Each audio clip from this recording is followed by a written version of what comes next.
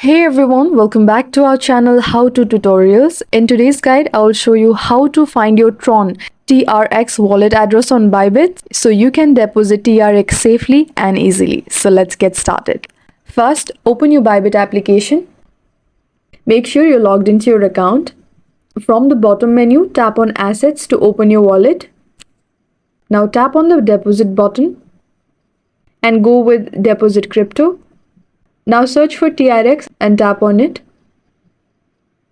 Bybit might ask you to choose a network. Select TRC20, which is Tron network. Make sure you're also sending from a wallet that supports TRC20 to avoid losing your funds. Now your TRX wallet address will appear. Tap Copy to copy the address or tap Show QR code to scan it from another device. Remember, only send TRX via the TRC20 network.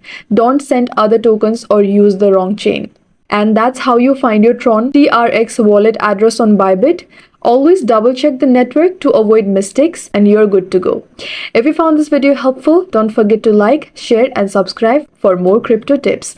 Thanks for watching and I'll see you in the next one.